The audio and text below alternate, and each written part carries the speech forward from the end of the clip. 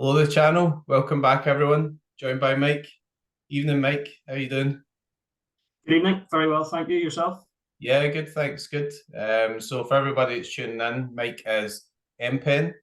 Um, and I've been following your posts, your Medium posts and everything on Twitter. So I think at one point in the past we actually had an interaction where I just didn't agree with you at all. So but that happens. But I was following a lot of your recent sort of posts, that some a lot of interesting stuff, interesting theories, and I thought it'd be a good idea to come on talk about current state of Sorare, any ideas for Sorare in general. And there's some topical stuff. Pavel Trader today saying that he's not buying any more galleries unless he wins F from Sorare and stuff. So yeah, that's the format for the podcast. And then later on, we've thrown it out for some questions. So we've got a couple of user questions. So once we're both fed up with each other, then we can go through a couple of questions.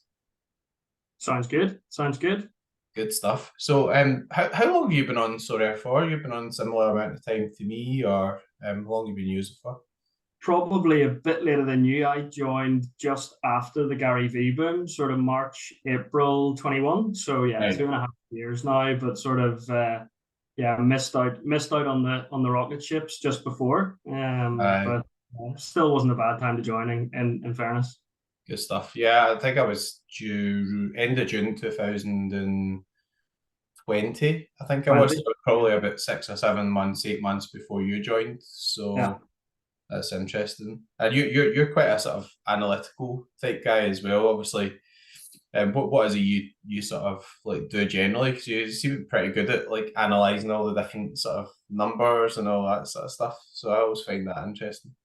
Yeah, I think to be honest, like Sorare has just fascinated me as a product over the last few years. In the sense of as we all know, it's brand new. It sort of fills a space that there was nothing there beforehand, and the business side of it has really interested me. I must admit, I probably find myself these days more so sort of studying and just sort of looking at projections and looking at what if scenarios, etc., more so than lineup builders or planning or There's whatever. which that's which uh, interesting. which which which goes to show in my SO5 results, to be honest, because they're pretty shockingly terrible.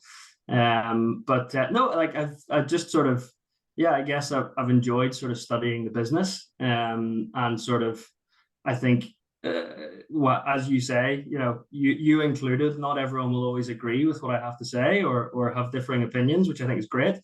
But it's somewhat of a different voice in the community sometimes, sort of giving people a little bit more insight into the workings. Now, this is also full disclosure.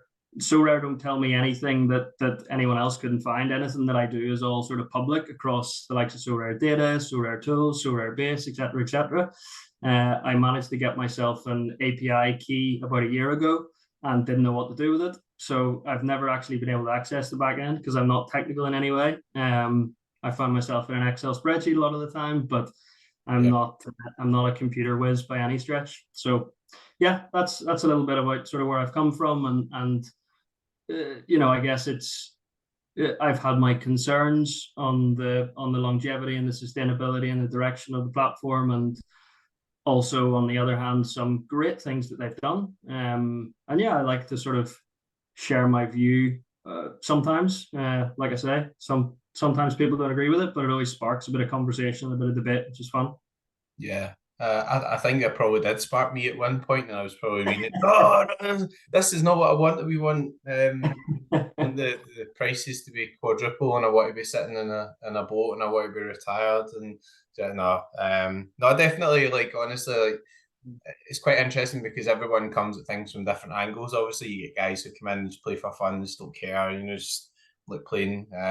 You've got guys who have maybe stuck around for a few years and things have all went up a lot. But then maybe their gallery value means a hell of a lot to them. They might not put a lot of money in, but it still means a huge amount to them in terms of how much money that would be, or like they've got to the point where they're buying and selling cards for crazy amounts. They think, why did I pay that for a limited, or why did I pay that for a rare?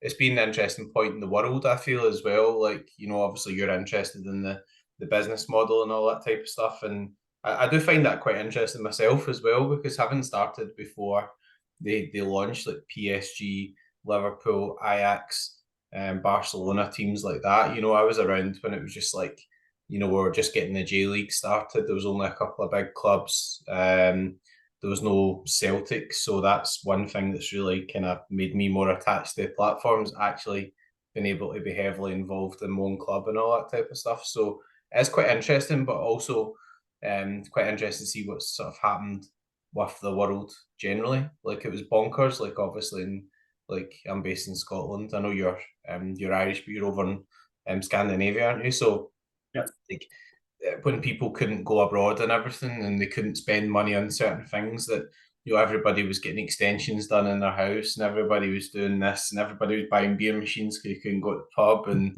there was like certain industries that were doing like amazingly well, and other industries that usually do amazingly well just had no business and stuff. So, usually when we're on these podcasts, we're talking about strategy, we're talking about like players, who to buy, what to do this, do all that. So it's kind of a bit of a change up. And I think like the recent post you put out, where you started putting some figures on it and stuff's quite interesting, because I find that really transparent in terms of what you can do on Sorare as well. It's one of those platforms where, like, I was on the football index, and there was a guy who had like FI Big Don, and I was always jealous of him because he'd all these players, and he would show certain things, but you didn't know how much he was paying for players. You didn't know how much Yeah. he bought and sold somebody for. You didn't know exactly what he was winning or whatever. But like on Sorare, like, you can just go on and you can see somebody's gallery. You can see how much he paid for players, how much they've traded for, what they've won, and everything. And that is just a different kind of ball game overall, I think, to be honest. So Yeah, no, I mean, you're absolutely right. I mean, the transparency is great. I mean, in a way, it's a blessing and a curse, right? People can sort of look back on the heydays of what was back then and stuff, and as you say, yeah, what's happened in the last few years was, a huge driver of Sorare's success in the initial few years. I mean, obviously, I think, was it 2019 they launched their first cards? I mean, where there was only a few hundred users, but really, you guys, 2018, yeah, 2018, 2018, 19. I think that was the very first cards, yeah, those kind of beautiful old ones yeah, that you've yeah, only got like 7 or 8 of, or whatever, per yeah, player. yeah. Some of those are class, but I mean, you yourself, you mentioned you joined sort of 2020, and then obviously Gary V boom happened, and like that was a huge catalyst for success. It led to the funding, it led to Sorare going from strength to strength, signing every major league in the world, expanding sports, etc., and it was amazing. But that like you say, that train sort of needs to sort of slow down at some point. It can't just keep going on forever, and I think the one thing, often the message in my posts, a lot of the time, or my Medium articles or whatever, is around about user expectation, because I think that's one of the things that has frustrated me most over the years, or call it the last 18 months or so, whether it's in Twitter or actually Discord. I spend next to no time in now. I sort of can't really deal with it. But just that expectation of users sort of thinking that they're getting something for nothing, and I think everyone just sort of needs to realize that Sorare is running a business here, and they still need to turn a profit, and they still need to keep the lights on. Yeah, And as a result, that means that there isn't enough dollars to go around to keep everyone rich and buy your super yachts in the south of France.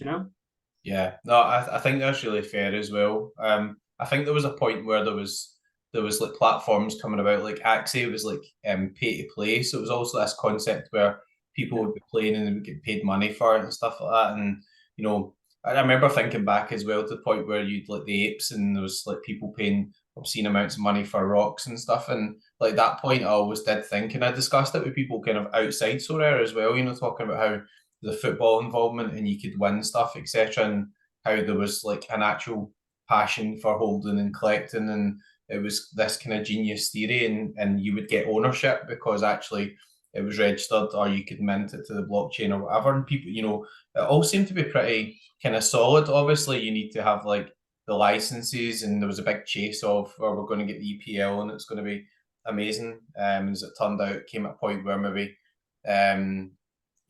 people sold off other cards to get EPL cards, and you added on 20 clubs, and didn't quite work as well as what they thought it would. But I think, like, as a consensus or something, had offered way, way, way more money, and then they said they couldn't afford it, and then Sorare probably launched it at the wrong time, the EPL as well. It was like March or something, whereas you would probably want to launch EPL in the summer. So anyway, there's been lots of stuff happening. I mean, like, I did have a read through your Medium posts and stuff. I've not refreshed them today, but the one thing that kind of is on my mind with Sorare is how tied in the rewards are to the actual auctions and the value of what they're able to sell cards for. So, like, you say, for example, Sorare said, right, we're only giving out stars, and we're only giving out tier ones, and then below that we're just not rewarding any cards. We're just going to sell them, and then we're going to give out Ethereum, or we're going to give out other types of prizes, or we're going to give some value to Soul Coins, however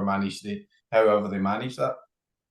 They could fix places, and they could say, right, for this game week we're paying out X amount of places, or they could even say, if more people enter, we're going to pay out more places. But the problem a way back, and the reason the threshold came in, was because they got to a point where they were about to run out of cards. So the threshold came in, and it was bonkers rubbish. Like, it was like 0.01 or and 0.02. It was like £2 and £4 or whatever, and everybody was like, no, that's rubbish. And then it was negative reaction. They sorted it and they upped it, but then the game grew based on that. So it's kind of interesting. So I think the two things that are really on my mind regarding the concept are, it doesn't really scale because you've got like more cards being minted every season. So every season there's more and more cards, although a percentage of them obviously become useless, they retire, there's not good SO5 cards. So you've got that. But Sorare aren't then able to say, right, we're going to keep increasing the rewards. But actually, you'd expect that if there's 400,000 active users next year, as opposed to 200,000 just now, they would be able to increase the rewards a bit, so that keeping people engaged. So there's that element of it, I think, as well, and just how tied in like values are. So you mentioned Gary V, right? So what happened there was Mbappe came, it was like 800-900 quid. I was so tempted just to blast it, but like at that point I wasn't even a big user or anything. I was a guy who hardly won a card, built a gallery, but it was all kind of young guys. And then all of a sudden Gary V bought a few cards, and he paid like 3, 4, 5,000. And at that point, in people's minds, they thought, well, hang on, first prize in that under 23s is just 4x or 5x. So all the guys who were 50 quid for a rare will all started selling for 200 quid a rare and 250 quid a rare. So that's why it went up. But equally, just now, the problem is that you win a tournament, and if the star rares are all worth 20% less because everybody shat their pants in the international break, you're winning a card that's worth 20% less. So that's the real interesting point in terms of how they cope with that, how they cope with that going forward, because just printing more cards clearly isn't really working unless they're managing to have a constant flow of new users or any other income streams to try and fund the tournaments. So you're right, and it is, I think I've sort of alluded to that before, that auctions and rewards, or the average price levels, it's a bit of a self-fulfilling prophecy, or it's a loop in a way, right? As you say, as price levels rise, the rewards become more valuable, so people want to win those, so they'll pay more at auction. And likewise, the same thing happens vice versa. As price levels are dropping, the rewards that they're going to win are worth less, therefore they're less inclined to spend, and you sort of get that sort of step down way. You were mentioning about 400,000 users, or how could they sort of increase the rewards pool. Good news is they can still increase the rewards pool. They are roughly, but it's relative to the auctions, right? They can.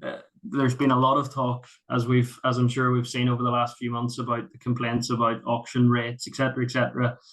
I've studied it, and it's really quite consistent. Of course, give or take, there are certain periods or certain weeks where new launch season cards, etc., it rises ever so slightly. But in general, the mint rate versus what they could mint has been pretty stable. If we take limiteds by themselves, I think I'd say it was something like 44% is the total mint rate. So that's going to say that of the potential 1,000 cards per player every year, an average of 440 are being minted. Now, obviously, your stars, there might be less because they're less in the rewards pool, and your T5s, there might be 600 or 700 of them. But I don't think I've ever seen a limited where it's like number 900 something of 1,000. I don't know if you have, but I certainly haven't.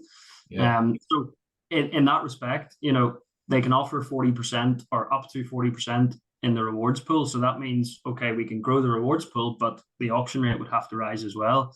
And they definitely have a difficult balancing act, to, as you say, balance that demand, that supply. The demand clearly isn't there for whatever reason.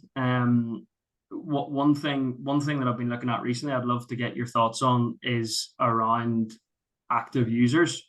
We can see Sorare maybe punt numbers around of 1 million users, etc., etc. We know in reality that's not the case. Yeah. It's great for the press, it's great for the media, it's great for funding, whatever, but we know that's not the case. How many users do you think genuinely are active users, say, enter a lineup at least once a week? I'm not saying active to McBride level, because I know that's on 24/7, but I know. Funnily thinking back when I joined, there was 500 people in the All-Star, so it's still going to be a bonkers increase. But I'd say, like, maybe in terms of people actually entering a lineup in some way every week, maybe like 150,000 or something. Or... Yeah, that sounds high to me. Like the most popular tournament right now is Cap 240 Limited, right? Yeah. Apart from the amateurs, sorry, the amateurs, the free to play ones. Premiership is obviously the most, or the English Premier League is obviously the most popular.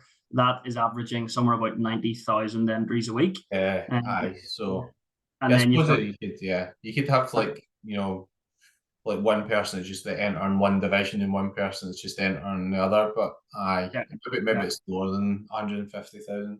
Yeah. And then you look at Cap 240 Limited. That's on average there we're at about 33,000 a week.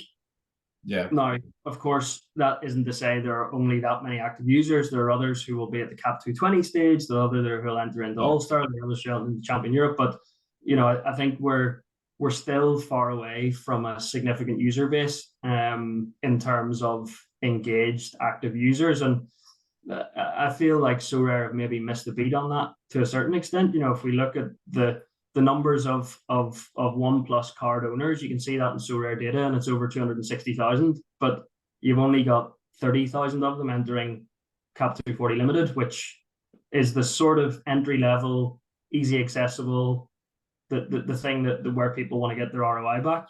So yeah. I think the interesting thing as well, so everybody looks on with a wee bit of envy when you look at FPL, right? And FPL maybe has 8 million users, and 8 million people will genuinely enter at the start of the season. But I guess there'll be a lot of people with FPL who don't want to actually spend any money on it. So we can look at the other side and say, right, this is much better, because if you put in 20 or 30 quid this weekend, you might win 4 or 5 quid, and you still get your 20 or 30 pounds worth of cards. But people don't always want to commit any money to it. So like there is an element of it where they're playing for fun. There's that attractiveness. I think the good thing about limited now is they're now at the stage where they've come down so much that you can almost still play for fun, but also you can't buy a Harry Kane for fun, right? Harry Kane's still 200 quid. So if you come in and you say, well, on FPL I can pick Salah, I can pick Haaland and stuff like that, but you come on here and you go, fuck, Haaland's 160 quid, so I'm not going to just stick 160 quid in this French site and this crypto stuff. The crypto is all a disaster, and that's all collapsing, and I don't believe in that. And there's still an element of the generations that don't, and a absolutely true story.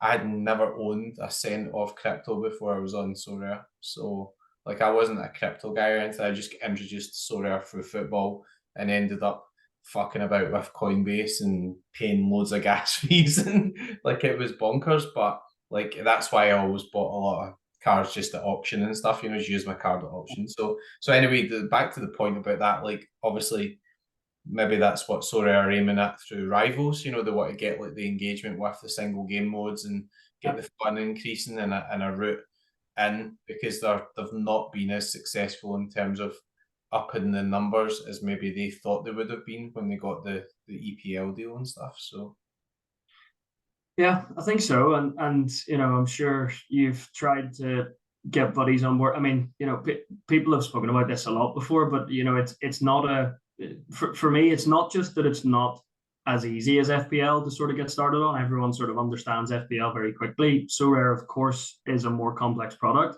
I'm not saying that's a bad thing at all. I think it's a great thing actually, but in a way, again, I find at times where I sort of take a step back from Sorare and try and cool off and whatever, and I'm not as engaged every day on Sorare data, etc., etc. It takes you a while to get back into it again, and actually, it's such a sticky, complex product for those who love it and are engaged with it at all times. How many people create podcasts and create content and everything around it. We are the engaged people. But to get those who want their once a weekly, whether it's sticking an hack on, sticking a coupon on, or it's setting up your FPL team, I don't think Sorare right now is fit for that. Maybe Rivals is the answer. Who knows? yeah. As far as I'm aware, I'm not sure if Rivals will be a monetized way or it's just sort of using like common cards sort of thing. I don't know. I mean, I would imagine they want to try and monetize that in any way they can, if not just sort of graduate users to the main pro game as it's now called. But yeah, it's a difficult one. Yeah, I think I've seen a wee bit in Rivals. Firstly, I've not been involved in that, so I've not been asked to test it, and I've not been given any inside information. I was asked to test the new layout of the site before it launched, and I had access to that, and I gave some feedback, and I liked it, so that was good. One thing I did see with Rivals was that obviously you could have this game mode on the go, and it looks like if you play in a game mode, but you actually have real cards, so you can score slightly more. So I guess that might be a neat link into the game because maybe like say I'm playing against my pal and it's Celtic against somebody or whatever and he's the somebody, and he says, well, the only way I'm going to beat him is buying a St Johnson Limited or whatever, and I get extra points and then against your Celtic super rares. I'm like, right, that's going to roll out the Matt O'Reilly unique. I mean, like I can see why that might lead somebody into the game, and it could really work. I mean, I think the other thing as well is that I think that a lot of the major marketing has probably been held back a bit by things like the crypto bubble and just the fiat wallet, right? So I mean, I think they probably before they pressed the buttons on the major marketing, they probably wanted the product as finished as possible. But my only problem with this, and I discuss this with a lot of users, is that when I bought into the football index and I started buying guys, players were going up. So I looked at Trent, and Trent was like, say, 3 or 4 quid for per share or whatever at that time. But the way his graph had went was going like up like that. So it kind of looked as if he was only going one way. And actually he did. He got to like a tenner or something before everything went off ski with. So the problem just now is if somebody goes to buy into Sorare, they'll go and they'll look at all the graphs or whatever, they'll see, and there's a bit of negative sentiment, and a lot of the players have peaked and then they've all come down. So, people look at that and go, well, if I stick 500 quid into that, then it might be worth 100 quid in a year's time. Now that's not. People make assumptions based on it going like that, say it's still going to keep going like that, or if it's going up. Sometimes people assume that it's still going to go up without considering, well, what happens if it goes that way or that way, But like F, I mean, like people saying, oh, well, F, or it's going to be a bull market, and I'd be better having F than I would having Sorare cards. Well, if F is halved by next year, then you won't. But that you will only see that once we see in crypto is really volatile. So that's all the interesting stuff. But I think that the main issue just now is that the real boom in Sorare, with all the people been in the amateur divisions and buying rares and buying limited and everything, that all came at a point where everybody thought Sorare was the best thing since sliced bread, and they were bringing their mates on, and all the crypto people had made loads of money, and they were wiring in F and all that type of stuff. The last thing I'll say on that is really good to see a bottle bar and Zimmer Blue buying again. I mean, obviously Zimmer Blue famously paid like 500,000 for Haaland unique, and sold it for 110,000. So, oh, is that my camera went? Yep, lost That you there. happens every so often. Oh, it's back. Yeah, so he sold it, but then he's back buying, and then he paid like 1.7 F or something today for the Wembayana or whatever the rookie in NBA. So that's, I mean, that's a sure sign to me that they think it's kind of quite at the bottom. But I mean, guys like a bottle bar, he would just come in just now and he would just buy guys, and he would just think like this guy's going to win me stuff. Like he's just going out and he's just like, all right, Stings, super rare, that's fine. There's an auction on tomorrow. I'm not arsed with that. 2,600 quid. Bang, he just buys them. But like, see when you look at next week, in his results, he'll have won like 15 cards or something. Like, and you know, and that's the kind of real value proposition for him at that level. And people think he's bonkers, but he'll probably over the next 2 or 3 months, he'll probably win more cards than me. You know, it's just like he's buying players who score well at good teams and all that type of stuff, and he's doing it just now. I remember him doing something similar at this point. I don't know if it was last year or year before, or something, probably a year before that, where he was just paying all this, all this just basically looking at guys that they're scoring well, buying, was going to buy like 2 or 3 that guy.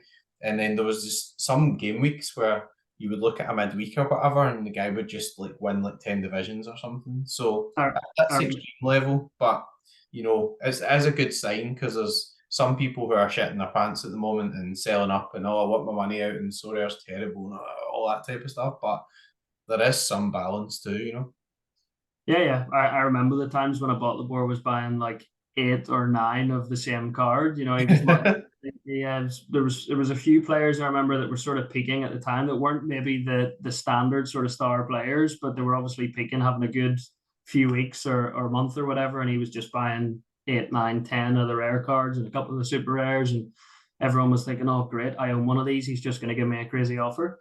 He or she, we don't know, or they. Well, I mean, he has his 1.9 F on Stings super rare. 2 hours ago, he bought Brian Brobry, who I think is shit. He bought two. He bought 2 super rares, so he's not even buying one. He's going in. He's buying 2. He paid 1.15 F for Joe Hart. But that's the thing. I think, I mean, like you say, it's maybe a nice sort of confidence boost to the market if they're coming in and doing that. But I would also caveat that, a bit of devil's advocate here, but a bottler or whoever is behind that account clearly does not have the same relationship to money as 99% of the Sorare user base do. So yeah, I would very well, I'd hazard a guess and say that if a bottler board lost every single cent they put in the Sorare tomorrow, they probably wouldn't bat an eyelid. You know, given how sort of free spending willy-nilly they are about it. So while I agree with you, it's a good confidence booster, and especially Zima Blue as well. I would just say that don't let the average Sorare user think that you know that's the signal, that's the sign. Now let's go. You know? I agree with that. Yeah, I just think like that when you like say you get your big day and you win this like huge card or whatever, you win your Kimmich or your Mbappe or whatever, like at the end of the day you need somebody that's willing to go and buy another one of them and buy them off you. What I like about him putting that money in is I don't know where it's come from. I don't know whether he's pulled it out of other projects or whether he's had it hanging around Sorare is reinvesting, but it puts it into the actual ecosystem that helps the secondary market. So somebody's got 1.9 F for Stings. If the guy sells up, whatever, you know. But it might be a guy who says, right, well, I'm going to go and buy another couple of cards, and then it creates a sort of ripple effect through the secondary. So definitely. Yeah. No, I mean, you know, uh, any injection to the ecosystem right now is very much appreciated. And I think, going back to sort of what you were saying a couple of moments ago about graphs going up the way, graphs going down the way, whatever it is, I think you're right. Negative sentiment.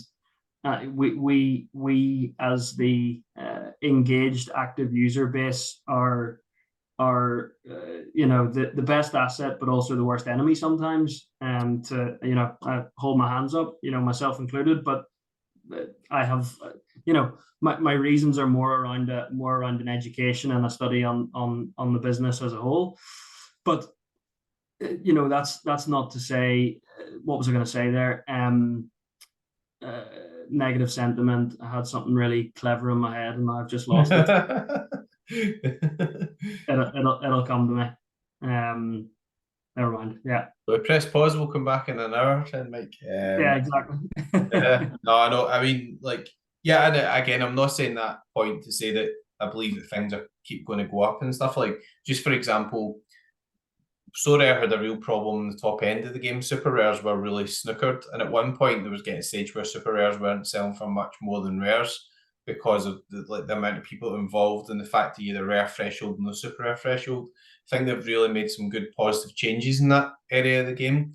Mm-hmm. But over and above that, they have managed to attract guys like Pranksy and Flow State from other projects as well. And I think that just goes to show that even having Pranksy and Flow State bidding for unique auctions has made a humongous difference. Because rather than just having guys like You'll Never Walk Alone or YNWA, now he was spending like £1,000 on uniques and everything when I started, and there was 500 people in. So people will maybe think, oh, well, this guy just made millions and we don't care, all that type of stuff. But he took a significant risk investing in the platform at the point where it was struggling a bit. But obviously he's going to be a guy who is probably more of a sort of net withdrawer or whatever, which is fair enough. And as he plays other games and he's investing in NBA and everything as well, so he'll get some wins in football and he'll say, I'm set in football, but I'd quite like to invest in NBA, which doesn't help the football side, but it still goes to Sorare. So that's a kind of microcosm of how it helps at the top end. And there's not always a lot of users at the top end. But the flip side of that at the bottom end is that you probably need a good couple of 100,000 more users at the bottom end to keep up with a high mint rate.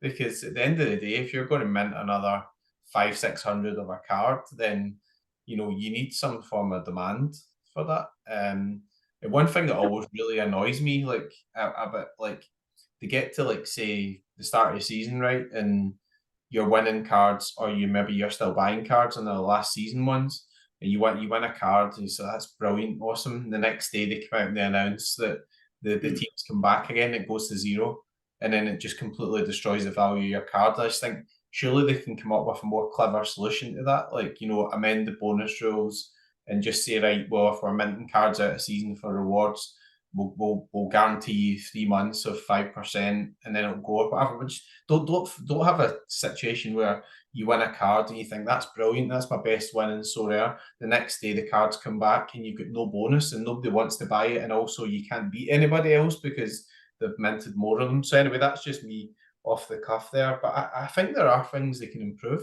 I really do.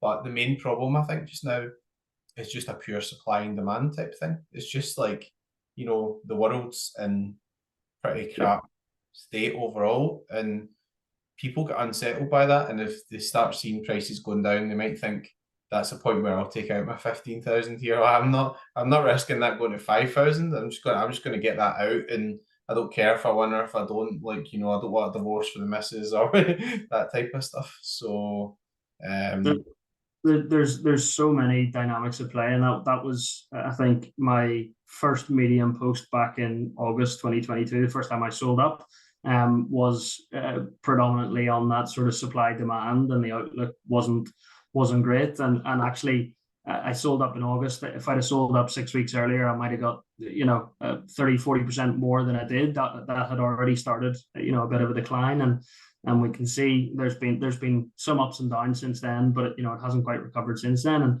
it's definitely a supply and demand. I think I remembered what I was going to say actually at the last point, because you brought it up with regards to YNWA and net deposits, net withdrawals, and what position people are in, and what we were saying, where a bottle board paying 1.9 ETH or whatever it is for that new card.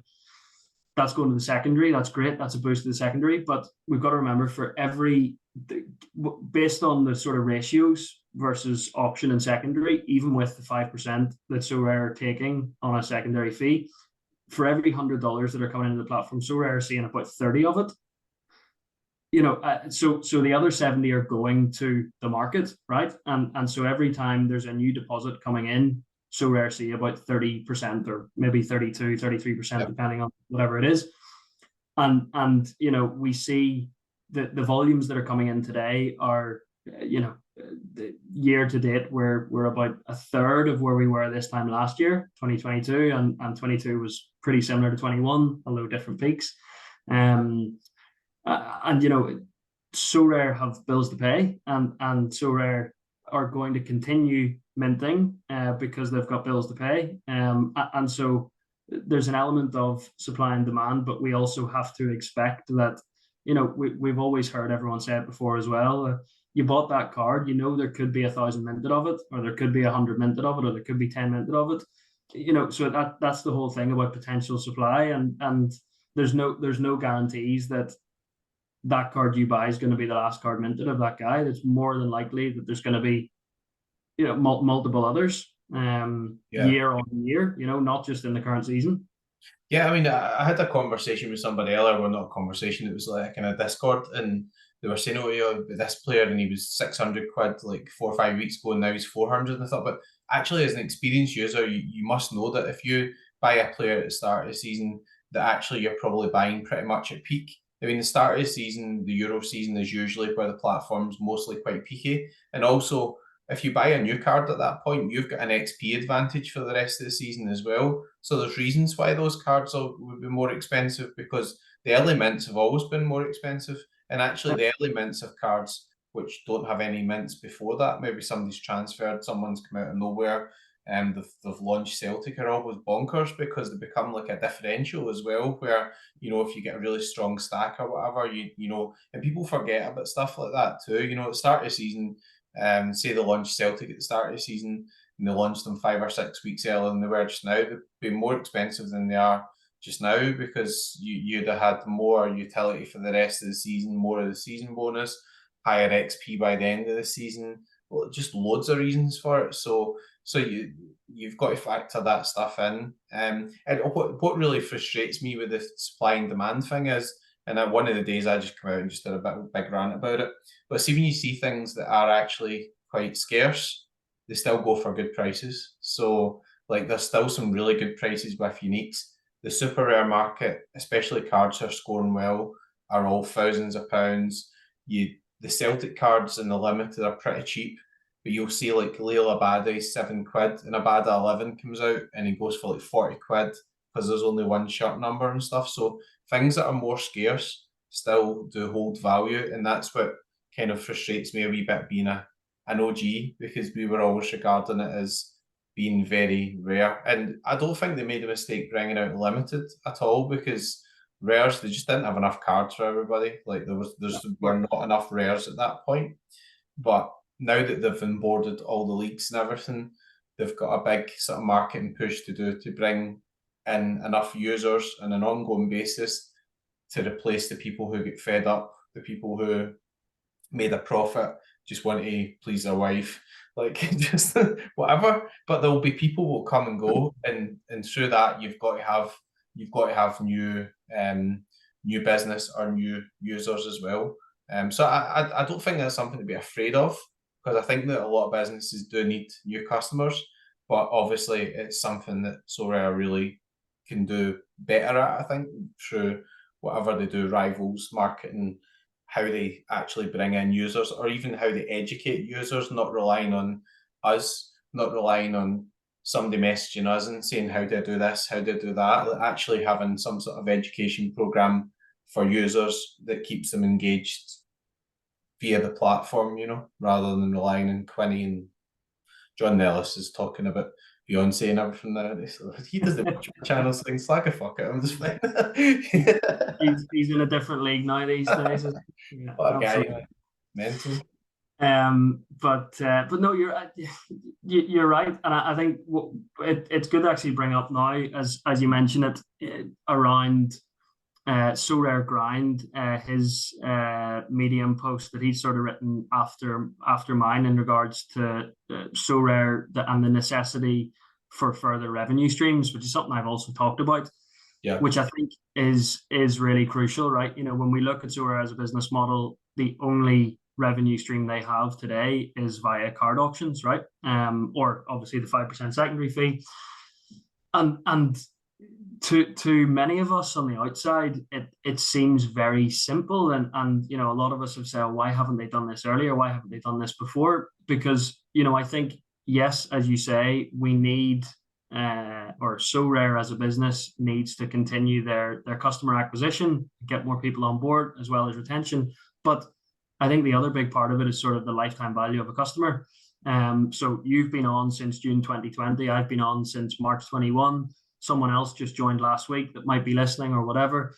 You know, we're all in different positions, but Sorare want to balance out that the lifetime value of a customer is of a good level, you know, and that sort of unit economics. And I think what the biggest issue they face today is the lifetime value of customers that joined, let's say, up until mid 2021 is next to nothing for them. You know, I mean, the amount of cards or the amount of profit that people have made in that space of time and the amount of cards that they won.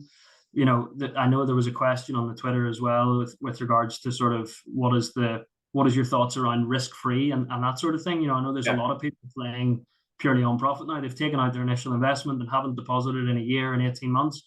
That's Sorare's problem for me. You know, Sorare, whether you like it or not, need to get big account spending. And I know, of course, you know, when a unique auction comes around, of course, you've got all the big names throwing down significant amounts, and you know that helps. But how much of that significant amount is what they have taken from the platform over the last X number of months? You know.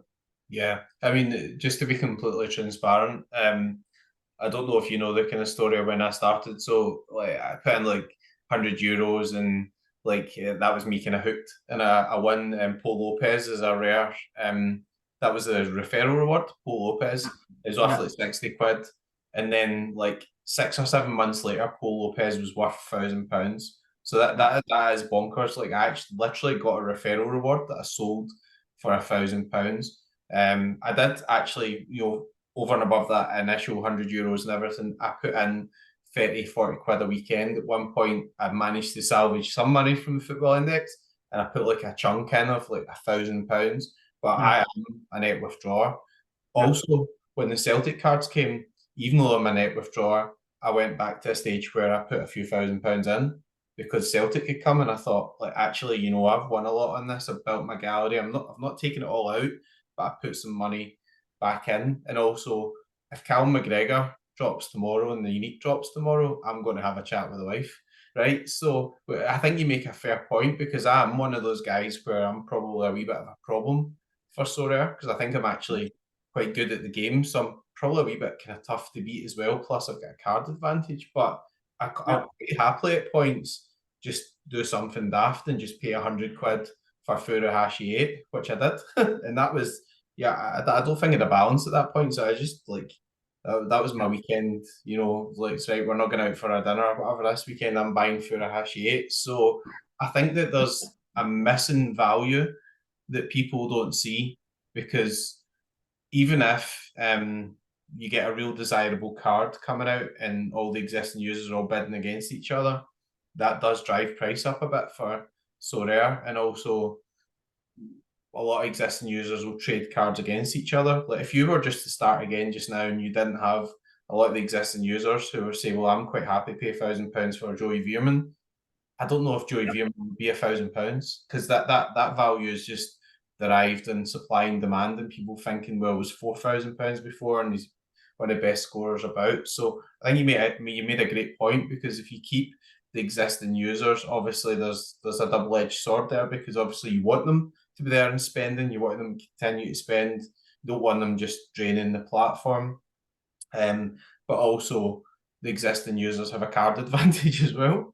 You can say I've got a big and the chasm widens then, between the sort of the power users or those who have been around a while to the people trying to join. So let me pose you a question then. Outside of Callum McGregor unique, what would get you to put more money into the platform again? Like try and think a little bit outside of cards, maybe. Like what would make you spend more, or what would make you spend?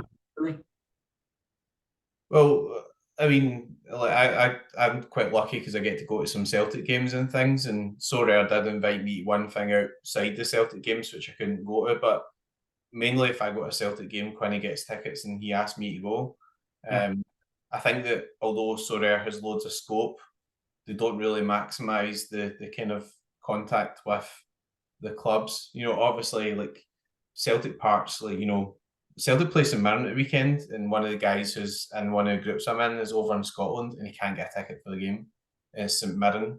So it's not easy to get a ticket for like a Celtic game or whatever. 50,000 season ticket holders, but also when you're doing these deals, you get exclusive access and you get exclusive things. But I mean, just thinking out of the box, like everybody goes bonkers when there's Sorare hats and stuff that come on.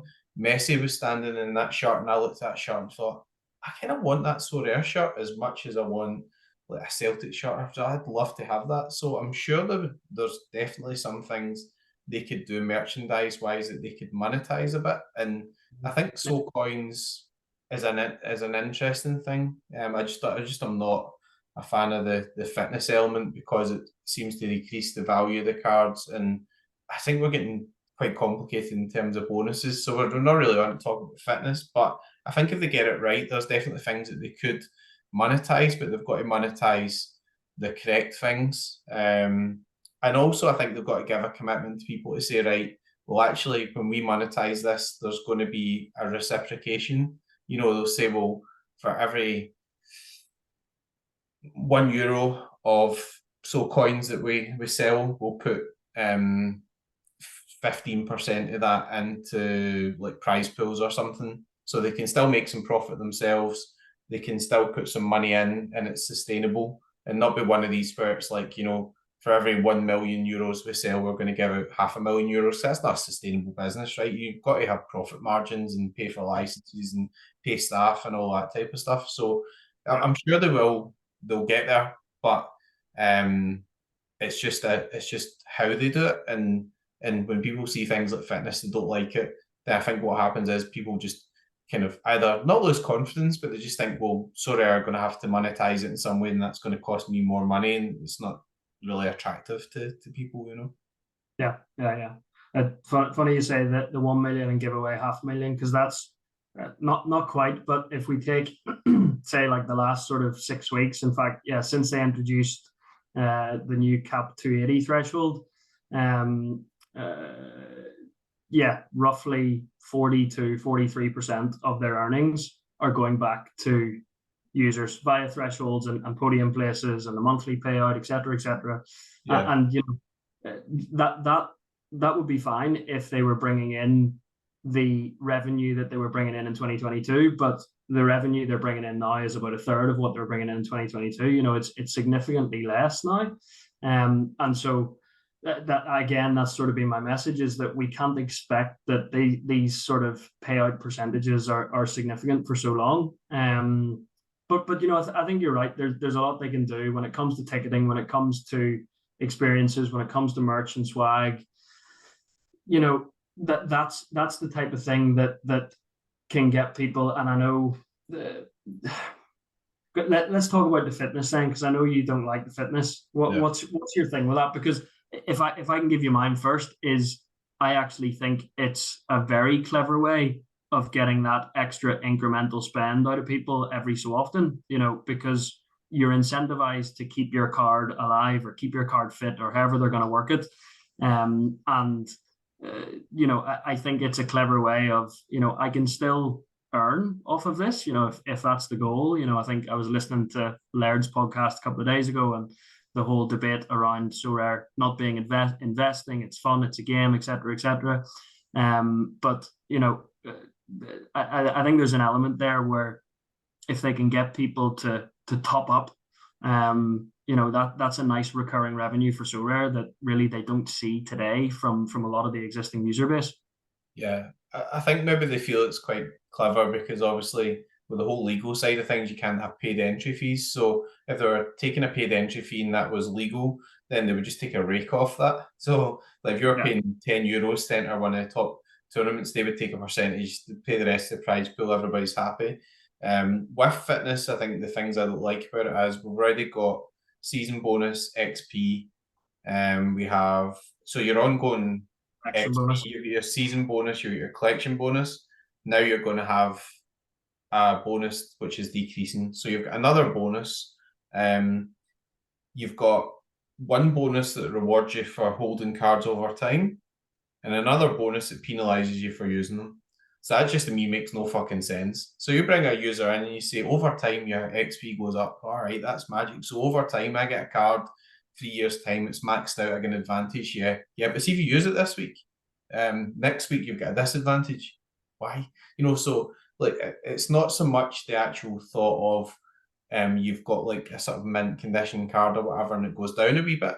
It's just that you've got this competing bonus, and also maybe it's just because of the way I think about things. But you know, if you buy a house, right, and you buy a new house here in the UK and it's all energy efficient, they're always the most expensive. If you buy a car and you buy a car and it costs less to run, because it's a hybrid or whatever, they're always the most expensive. If you buy a card, and you've got no running costs, then you might say, "Oh, it's Joey Veerman. I'll pay €1,000 for him. That's his going rate, and I'm gonna buy it." As soon as you start saying that's going to cost you €5 a week to run, people will start factoring that into their buy level. So, is there a level of that where Sorare think they're being clever and they're actually getting a sustainable income? But what does that do to the actual prices of the cards? So people want to pay less for them. So that's I'm not an economist, but to me, if that was me, if I'm thinking right, I want to play unique level, and I've bought my Matt O'Reilly and I've done my bollocks on it, and it's turned out well, but I've equally done my bollocks on other cards that didn't turn out well. But if I'm looking at that card, and then Sorare say, well, play at unique level, and you decrease, and it's going to be X amount, and that's going to cost me money, that might put me off. So that's my thinking on it. Whether it's right or wrong, or whether they tweak it or whatever, if they come out and they said, okay, this is what we're going to do, and it's only going to be very micro, it's going to be small amounts. You could, you know, if you're a really big user, actually might be able to cover it a wee bit by so coins, but actually as a commitment, we're going to say, right, we're giving out less card rewards. All the tier 4s and 5s are all gubbed, but we're going to put a percentage of that into the prize pools, and it's going to be nice and sustainable. Then that's fine. But it wasn't put across in that way in the roadmap. The roadmap was pretty much all stuff that people liked in this bang, fitness. So I think that the trick is, without explaining your whole business, nobody needs to do that, but how you actually put it across to the users, how you put it across. You know, why don't you? Well, what if I was Sorare, what I would do is I would just say, right, let's try and get McBride. A bottle bar might not come on. Zimmer Blue, let's get all the top guys on. Just do a fucking Zoom or something, right? And just say, right, this is what we're going to do.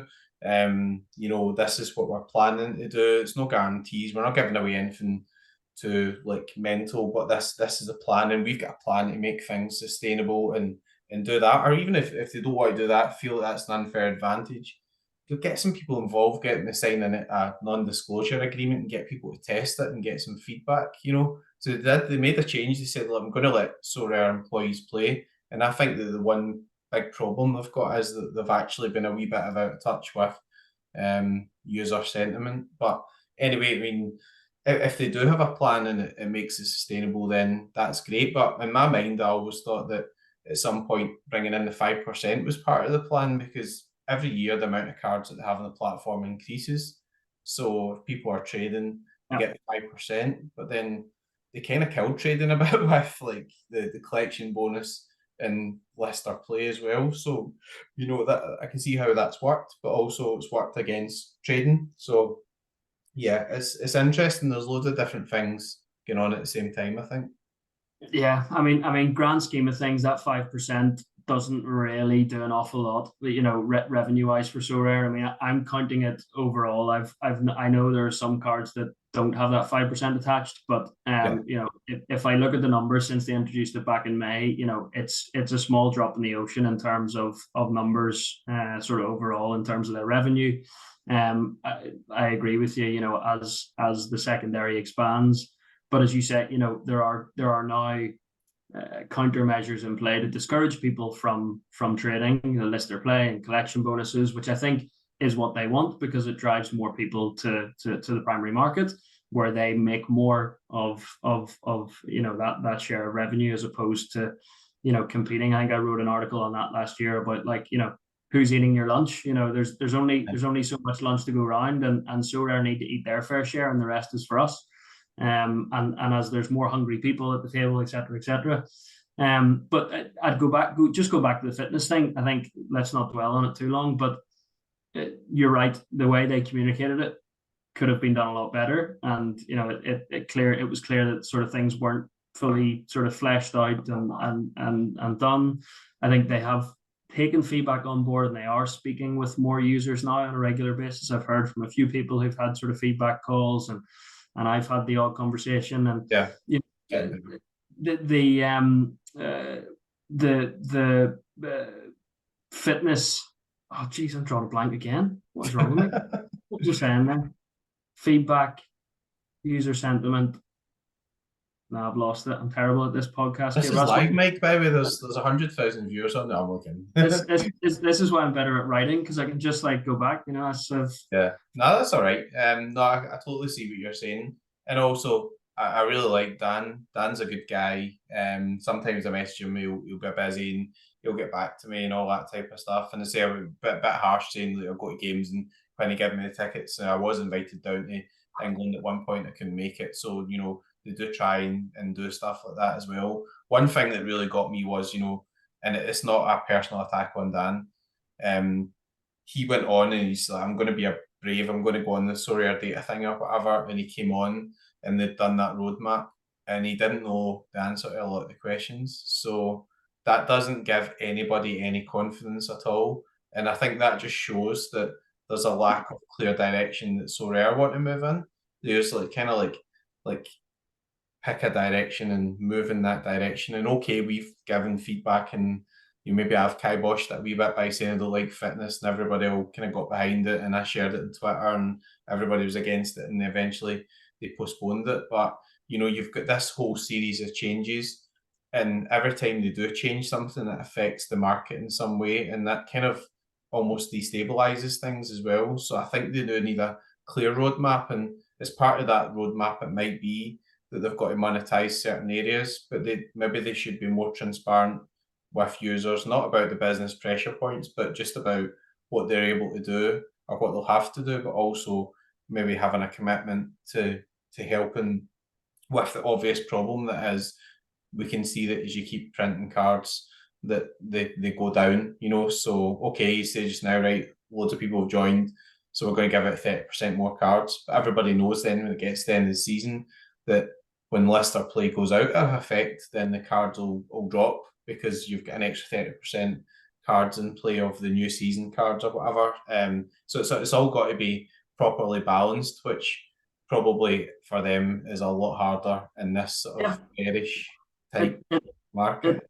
Yeah, it definitely is. And I agree with you to a certain extent on the transparency part and, you know, building that trust with your user base. And you know, some of us in a way, you know, it's like we are shareholders of the business, right? You have put money into owning part of Sorare. You own X number of cards. You feel like you're a shareholder.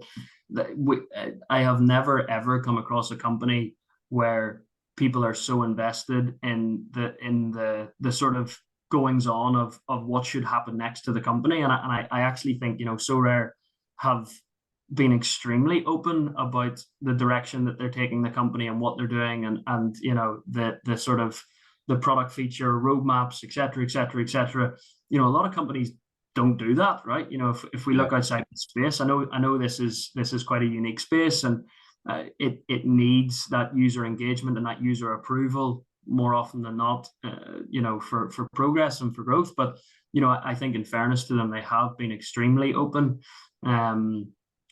Sometimes we don't understand why they made a decision, but that they'll often share that decision. Sometimes maybe not enough advance. But I think the other point you were saying, if they said, okay, we're going to mint X% more this season, et cetera, I think one thing to bear in mind, going back to your Joey Veerman example, the price of a card today, a big factor in that price is the future value. Whether we are consciously or subconsciously doing it, we're spending money on a card based on the future value of that card, or what that's going to bring us in return, or what that's going to earn us, or whether it's just for fun, for your collection bonus, whatever it is. So if you know that there are going to be 32 more Joey Veermans, whenever you're buying that one, psychologically you're going to spend X amount. The next person that knows there's only going to be 31, well, depending on the time of the market, they may spend more, they may spend less, but that would be built in. And I think that's so I actually need to keep that discretion on sort of mint rates, and it needs to sort of allow a bit of a free market. Otherwise, there's going to be too many people that can sort of play it and manipulate it in their favor. Yeah. I mean, I always remember this a really good example of how Sorare don't understand how the game works. So Celtic came out, and when the Celtic came out, all the Celtic super rares were a fortune. Carter Vickers was like 5F for a super rare. So what they did was they sold another Vickers super rare. You thought, okay, and I'm thinking, right, it's going to come down at a point where I don't have to remortgage my house to buy one of these things. Then they brought another one out, and it sold for 5F again. So they kept minting them, right? So Mr. Genius sitting in the office going, we're going to circumvent the A to Z here, and we're going to keep minting Vickers. There was one Joe Hart minted, and there was one Starfelt. I just thought that's just so fucking stupid. It's unbelievable. Like if you are whoever it was buying it at that point, and you're spending 5F on a Cameron Carter Vickers super rare, you're going to want a Celtic stack. Why is somebody not sitting there going, hang on, we could be selling Joe Harts for 2F and 3F, and we could be, so. And then there was a weekend where just the systems don't always seem to work well at some points, because there was a weekend where something happened, and like there was like 3 Callum McGregor super rares all rewarded at the same weekend. You thought they should have a system in to prevent that.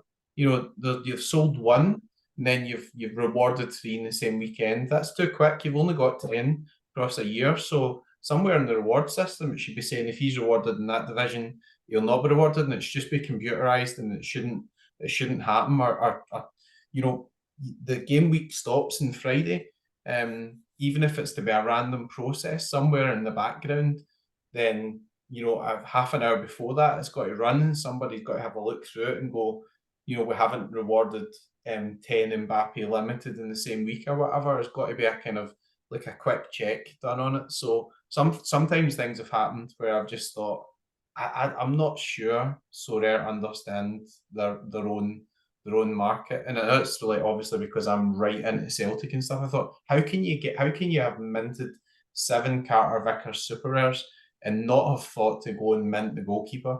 Because everybody was desperate for a Joe Hart, and it took fucking 2 months, and they just kept minting Vickers, and Starfelt was a fortune. So anyway, over and over that, but I think like having people play the game from Sorare will make a big difference, and also having more interaction with people in the community. I've said myself, if they want me to look at stuff beforehand and just give an opinion on it, that might not be right. It might be they want my opinion, they want your opinion, they want somebody's opinion that's just started the game or whatever. But if they want feedback, then we'll give them it. But sometimes they just don't help themselves. So there we go. I don't want to make it a sort of bashing session, but I just think sometimes they're not actually as good at marketing the cards and stuff as they should be. So I agree. Going back to your point, as you were talking there around Carter Vickers, etc., and Joe Hart and whatever, wanting to build a stack, one of the things you mentioned earlier as well was the amount of sort of T4s and T5s coming out in the rewards pool, and is there a solution? Is there something changing that? I think realistically, if we look at the rewards pool, you've got nearly 50% is T4s and T5s every week, right? So it's a significant amount of what people don't really value, right? And so if you stop that and you need to put them on the auction, then what do people even end up buying them? A lot of the T5s people aren't necessarily interested in. So if Sorare don't reward them, do they even auction them? So what about, and I know the whole pack thing is not so good when it comes to gambling, etc., but there's a lot of clubs, and I don't know whether it's to do with, I think it's to do with the licensing or whatever, but there's a lot of clubs that are only sold in bundles, aren't there? I think some of the Italian clubs and a couple of the Japanese clubs, like a bundle. Again, you need some smart minds behind the scenes on this, but you're buying a Florian Wirtz along with a few of the lower T4 T5s that sit within the Bundesliga, or and people then value that Wirtz, but it's the Wirtz plus a little bit extra for the other cards, and that's a way of distributing the T4s and T5s in a far larger way. For every T1 or star that goes out, there's 2 or 3 T4s and T5s that go with it in a bundle. You end up with those cards. Okay, you might not do it. It might be good for your collection bonus. It might be good for some certain competitions. But I think that's one way of Sorare owning it a little bit more, but also controlling a little bit of that supply. Yeah, I mean, the other interesting point there is you probably could mint double the amount of Mbappes as you would a tier 4, and Mbappe would hold his price a lot better because just there's so much more demand for Mbappe. The other thing that brings me back as well, remember when we had the specialist, and that was a gross tournament. It was like you could win like a star rare for it, but there would be every so often there would be like one or two plum guys who would be the under 40. And you needed to have like 1 or 2 guys who were under 40 average, and it'd be that the kind of go-to guy for that weekend and create demand for them. So I think there are ways that Sorare can create demand for the lower cards. What I really liked, just to be completely balanced, like the Sorare NBA thing. I don't play NBA, so I don't profess to know exactly how they're running it, but they've done this $100,000 leaderboard, and they talked about like a beginner and intermediate and like higher. So they've split the $100,000 into 3 different categories so that people aren't all playing for the same. So you don't have me playing against a limited player for the same sort of pot or whatever. So I think what may have to happen in future is a bit more segregation within the user base to have certain tournaments that actually direct me not to be playing against the guy from Cap 220 Limited or All-Star Limited. Now I do. I mean, this weekend I've got as many Celtic cards out as I can, and I've got a big Celtic collection, so somebody's going to be running into my Celtic cards midweek in Limited. And I want to still be able to collect them, and I want to still have something to play for. But at some point, Sorare have probably got to try and find a way of having some medium-term tournaments or whatever, which segregate us so that they're not having to beat me. Because they probably shouldn't have to beat me as well, which is completely fair. But I'm allowed to play. I love playing. If they allow me to play, then that's not my decision. I'm going to play with myself. Exactly. I wouldn't blame you for 1 second. You make hay while the sun shines and win what you can. I mean, that was one of the main reasons for that article that sort of took off a couple of weeks ago with regards to this sort of SO rating and breaking people out in the different categories depending on your recent performance. What did you think of that? I mean, I'm sure you've got pros and cons to it, but yeah, it's dead interesting. I mean, one thing I really did used to enjoy was the Sorare data competition. They had an ELO thing, and I had no idea how the ELO worked, but it was interesting because you got yourself up to like near the top level, and I was just about to go into the top tournament when they stopped it. But you had a better chance of winning something from that if you worked your way up. So but it gave you a kind of progression target. So I just do think that in a way with the amount of limiteds that exist, there's not enough tournaments for limited. I think that you could have more tournaments or need more cards to enter because there's so many cards about, but also the problem is Sorare don't want to introduce that because they know they're going to bugger things up. But I kind of like a ranking, have like a kind of legendary ranking and all that type of stuff. And there's other benefits you could give to these people as well. You could, for example, say that as you progress through the rankings, you get a boost on the soul coins you earn. So say you start off as an amateur, once you get to being a beginner, you start earning soul coins a wee bit quicker. Once you move up to intermediate, you earn soul coins quicker. So you have like a VIP program type thing. So I think there's tons of stuff Sorare can do, but I just feel as if, at the moment, maybe they're just sort of searching for whatever the best thing is. But I mean, that type of VIP type program is something that historically in the past is always brilliant in poker stars.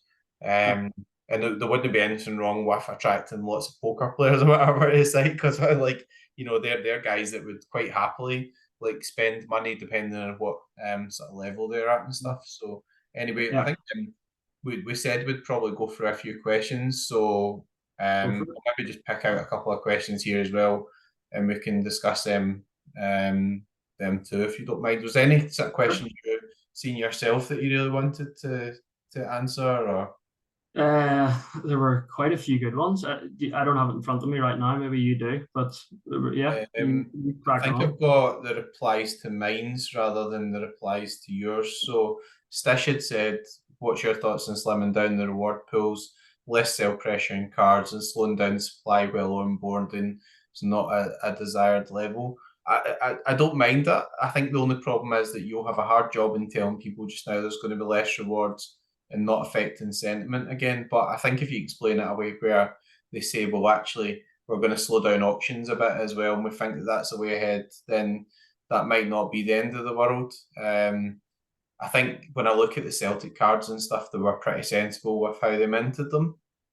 So I don't have a problem with that. I think my overall issue with Sorare is just the actual volume of clubs and options. So, for example, back when there was the heyday, you never had second divisions. So you couldn't say, well, all right, I can't get a Kimmich who averages 60, so I'm going to buy a one at Zek, or I'm going to buy a Jan Nicholas Best there or whatever. So it's kind of changed a wee bit. But that would seem to me to be kind of sensible. But saying to people just now that they're going to give out less might not go down well. I don't know what you think about that. But well, it's funny, right? Because the community of the user base have been for a long time crying out more rewards, more rewards, more rewards. Now you actually see some people saying, no, less rewards, less rewards, less rewards. Yeah. It's quite funny to see that. I think in reality, it is very difficult for the average user to win, right? You wouldn't have a clue. But for the average user, it's very difficult to actually win and get that sense of sort of, gratitude, not gratitude, but that sense of sort of gratification of, yes, I won something, and that, opening a reward or whatever it is. So by obviously reducing the reward pools, you reduce that, and then you sort of impact the user experience as a whole. At the same time, there are so many people that win T5's worth nothing, and they just leave disappointed anyway. So I think actually Sorare, in fairness to them, they've played themselves into a position where if they were to say we'll reduce the reward pool, I don't think you would actually get that much negative sentiment. I mean, of course there will be, but there will also be a lot of people talking, saying this is sensible, this is sustainable for the platform. It's like the cap 240, it's still called cap 240, but you got to hit 280. People saying, remove cards from that, that'll fix the supply. One, it's not going to fix it. It's a small dent, but there are a significant amount of cards given out cap 240. But you nearly see a lot of people now calling for just give us ETH, just give us the chance to beat the game, win the ETH. We don't want card rewards from cap 240. That's a low hanging fruit for Sorare to go, okay, like there's one sort of small quick fix. That's interesting. I mean, I think the beat the game format is crucial, actually. I think one of the main issues with Sorare is that you need to have some form of beat the game format, because realistically, at some point, people will start butting heads with more experienced or users who have a card advantage. And actually, having a card advantage is like the whole point of Sorare as well. So it's balancing that. Yeah, so don't get me wrong. I'm not saying to get rid of Cap 240. And what I'm saying is people are yeah, saying to get the card rewards in it. So keep the yeah. thresholds in place as they are, or change them in some way maybe. You know what I But really liked? See the proposal you had where you could actually sort of choose what level you yeah, wanted to play for. yeah, So like I yeah, might say, well, okay, I'm not arsed with $5. Like I want to try and play for 15, but then yeah, I've got to beat like 350 or whatever. But then it would save a percentage. I thought that was really good. I think it was probably one of the best ideas I've actually seen, because then nobody can blame anybody because they've actually chosen what threshold they want to beat. So if somebody values getting $2 a week or whatever and they want to lower the threshold, then they can do that. But if I want to play limited and I want to go for it, I want to say, right, I want to win $20 when my Celtic stack hits, but I might only do that, kind of into 40, obviously, not the yeah, full yeah, Celtic stack, exactly. a Yeah, certain yeah, amount of time. So yeah, yeah. that's quite interesting. Two But Bob I think said, are you going to bottle Nottingham? uh, TBC. We've been, as some might know, the Loyals group. We've been fortunate to get a bunch of tickets to Forest Brighton at the end of the month, and most of the boys all live in the UK or Ireland, so it's very easy to get there. But for me, it's a nightmare because Oslo basically flies to nowhere, and Yeah. we've got some commitments at home, so I'll do my best, Dave, too, Bob. But That was a TV. fun question. Ryan Dino said, with all potential Sorare has in terms of prizes, tickets, shirts, experiences with players and teams, why do you think they aren't massively focused on pushing those areas as much as they possibly can? Yeah, it's a good question. I don't really have an answer. I think there is a lot of scope to do more with that. I think that's part of being a sports fan today. You want to be close Yeah. to the players, the experience, the teams, and Sorare is one of the few places where people can get that. I think, in fairness, they have been doing a lot more. You see nearly every other week now. There's something, whether it's fly with AC Milan or the MLS, chat with the player, the VIP tickets to here, there, and everywhere. So I think they are gradually doing that, but you also you raised at the start of the call around scarcity. If those things go out every week, they lose their sort of special touch. If Yeah. there's too many of them, and again, the if I win tickets to Barcelona, Real Madrid, I've still got to get myself down to Spain. I've still got to put myself up in the hotel, etc., etc. So, Sorare partnering with someone like ExpediaHotels.com makes a lot of sense if they're gonna, do some element of sort of sponsored things like that. I think Hotels.com has been sponsoring the Champions League for a few years now, so again, that makes sense from a commercial standpoint. If Sorare could wriggle their way into that arrangement somehow, I think that would be a great little incentive, just to make those trips a little bit more sort of that people really want them and don't think, oh, great, I've won tickets, but I'm still going to pay 500 quid or a grand to get there and enjoy it. That's what I was going to say, logistics, and also they've got to know that they've got the tickets available enough in advance. And sometimes with I know myself with Celtic games, sometimes they'll just say, well, you can't get into that section or whatever. Like there's some sort of sponsorship available, but it's not really that area. So I think logistics is a big one because they don't want to offer something they can't fulfill. And also, like what they could maybe do is they could give you tickets for a game, but then make it into like a kind of cool ticket NFT. Like that's an idea I seen somebody have. I thought that would be really good because then if you enter a competition and you can't go to El Clasico, then you could sell that ticket in Sorare, and whoever helped that golden ticket at that point would redeem it with the club and would go to the game.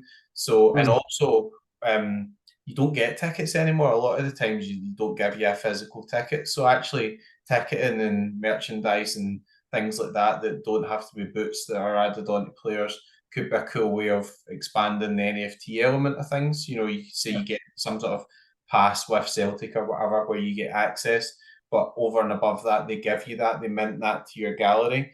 And if somebody came along and said, I'm going to give you $5,000 for that or whatever, then they could pay you for that. And then if they hold that, then they could redeem it with Sorare or whatever. So anyway, that's just an idea, but I think it's probably logistics. River Sorare said, how come it's so popular amongst the Celtic fringe?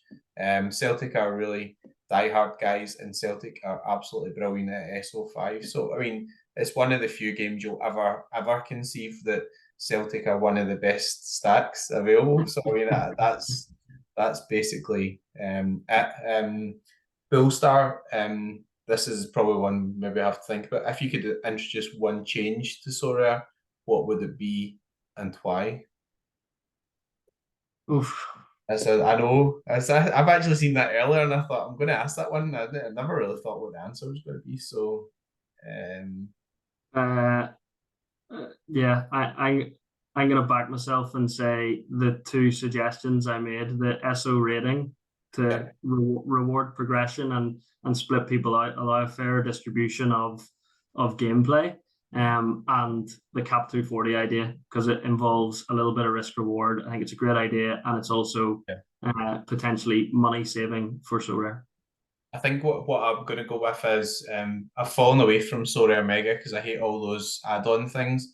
I did really like the 11-man format on Sorare Data when you had the leagues. So I think if Sorare are going to run a longer format, I'd like to see them try an SO8 or an SO11 and even do an SO11 with a couple of subs. The reason being, like, there's so many limited in existence. So if you had your normal modes where you had your SO5, but rather than based in the medium term 8 week or quarterly tournament or whatever on an existing competition, why not base it on, like an 11-man entry? Even if, for example, you could enter guys you'd already entered into those competitions, but you need to own them, and it at least performs that list of play for that weekend or whatever. So it'd be quite cool to have like a SO8 or SO11 unlimited, but it would, again, you could divide it into different categories, or you could even say that you could run a competition which would be an SO3 or something for people who are completely regarded as like a lower rank or whatever, and you could just run a really lower down one to try and allow people to build up, and then as you get towards the top end where you own more and more cards, you can actually utilize more cards but play a sort of bigger format, if that makes sense. Yeah, potentially. I think Like that. when you get down to 3 cards, the difference between winning and losing becomes a lot narrower. Likewise, when you get to 11 cards, I think again, one of the big issues as to why I don't believe that's going to work in the current format is, it allows the larger galleries such as yourself to stack, 11 great cards against, it's going to cost someone a lot more to build a team of 11 as it is to 5. But yeah, no, I don't mind those ideas. Quite nice. Yeah. I think if you're going to do 11-man, you would probably want to do three max per team, and also you might want to introduce a couple of kind of like what you did with specialist, where you see you just can't put in 11 guys that average over 60 or whatever. But also you could have a free for all at the top end where you've got like a mode where it's maybe the guys who've achieved a certain ranking, but they don't have to play against the guys who are in the amateur ranking or the beginner ranking. So you just divide it into like different segments so that as people move up, it gets progressively harder, gets more rewarding, but the stabilizers are taking off a wee bit, if you know what I mean. Because one thing that really gets me with the caps at the moment is that in all the caps you can stack.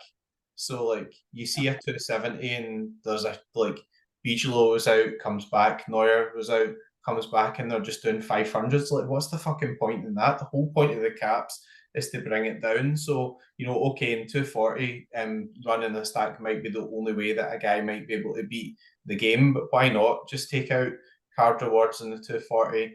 But when you get to 270 or whatever, rather than just giving somebody 50% captain or whatever, make it more skill based and bring in more of that specialist thing where you say, okay, it's 270, but you can only run a maximum of 2 per team, or whatever. Just make it more skill based than the best way to play Sorare is to buy a collection. People will want to use their skill. That's kind of my view on it. I had one more idea as well to that question. A little bit sort of left field, but the Sorare scoring matrix is incredible, right? it has its flaws today. I think we can all sort of see that and identify that. But wouldn't it be brilliant if Sorare owned the scoring of players, and the Sorare scoring matrix became the sort of the Bible for a player's success. You know, I mean, Sorare share it themselves. You know, Jude Bellingham's success, hundreds here, 98s there, blah blah blah blah. But if that was started to be accepted by the wider non-Sorare user base, you know, to show the quality of a player, to show the quality of, because it's completely fair, it's completely balanced, irrespective of what league you're in. And you know, I think it's so well developed. It's reliant upon Opta today, but Sorare could, you know, with the right funding in place and with the right agreements and things in place, the technology that's there, you know, they can, you know, Opta and a couple of the others. It's a bit of an oligopoly in that space, and I think there's space for someone like Sorare to come in. One, it's a revenue stream for them, and two, they can become the go-to, you know, as the number, the last 15 or whatever it is. You know, can you imagine BBC Sport or any of the sort of news press articles talking about players' last 15s?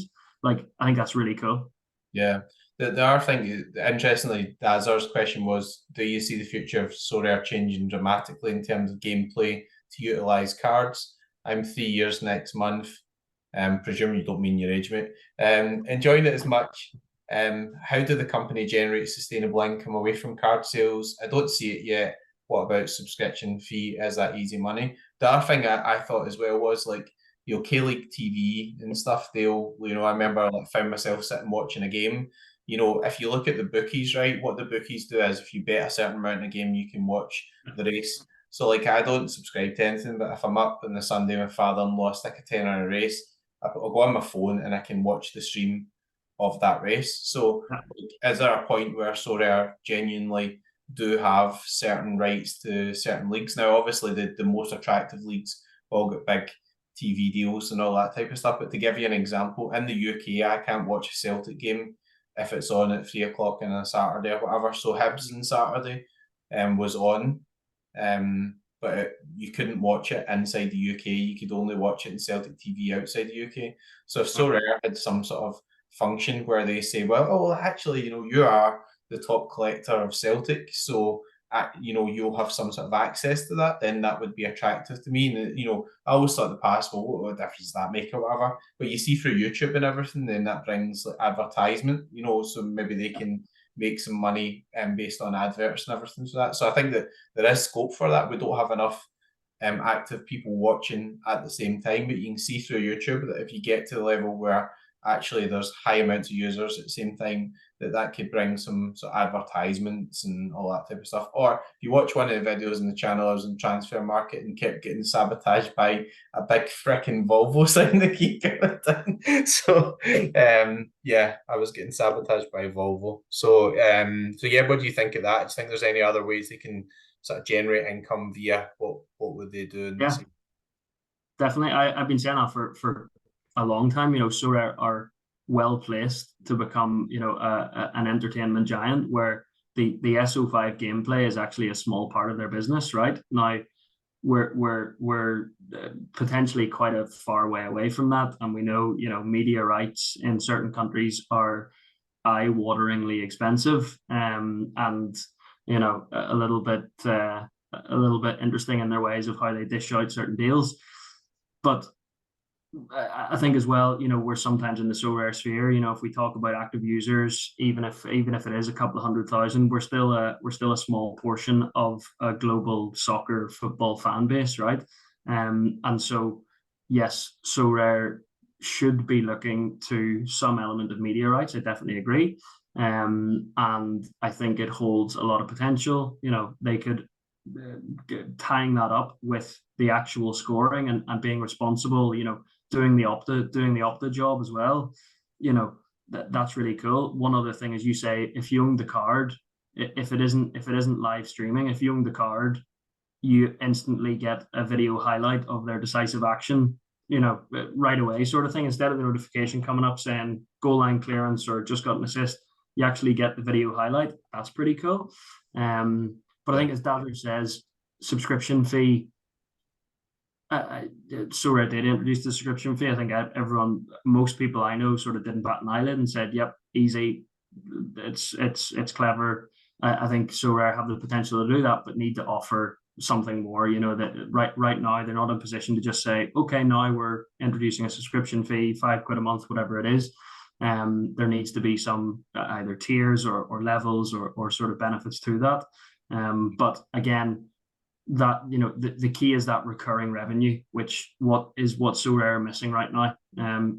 They get an injection from someone joining the platform, they get the odd sporadic whale spending big, but in general it's about that recurring revenue that they haven't quite nailed down yet, and they need that a little bit more regular, a little bit more formalized in a way, so they can sort of better project and better plan and better go bidding for TV rights for the Premier League. Yeah, I think that's probably why they think fitness is quite clever, because it's a way where they can kind of charge people to enter. So I do kind of see that as well, but as you know earlier, there's kind of things I don't think really stack up there. Well, 232 has said, do I think that Clement's a better manager than Rodgers? No, mate. Rangers will get hammered this year. Just don't even go there. I'll see you at the end of the season. That's nothing to do with Sorare. So I've had one fun one each, you've had two, Bob, and I've had my jive at Rangers. I think that those are the pick of the questions and stuff. But actually, unbelievably enough, we've spent probably nearly an hour and a half talking about this.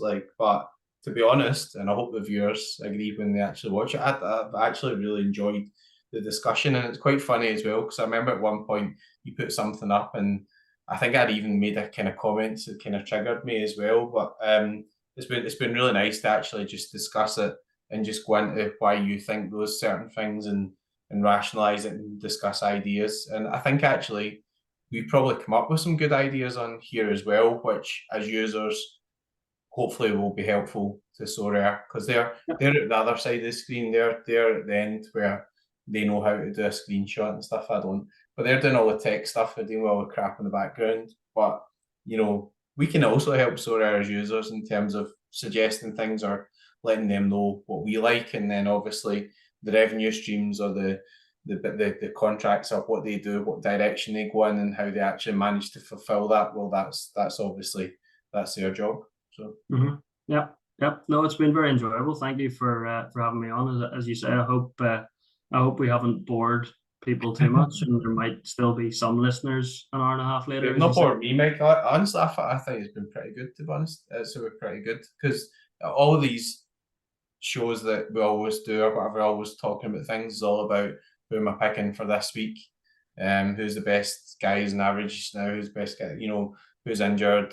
Football, it's all football based, so hopefully this will be a wee bit of kind of alternative content, and we'll see if it's popular or whatever. Maybe we'll have a catch up in our couple of weeks, in our couple of months or whatever, and see how things have developed. But I can always say myself, from my own point of view, people talk about like selling up and getting out and all that type of stuff, being more sort of risk free and being more sensible, and not just lasting in with my credit card and all that type of stuff. That makes me feel better. Obviously, somebody pulled the plug out tomorrow, then I would be crying in my cornflakes. But I still enjoy playing the platform, and the enjoyment factor is one of the main reasons why I stick about as well. So hopefully everybody can kind of get their own enjoyment from it, and play in a way that's kind of sustainable for them.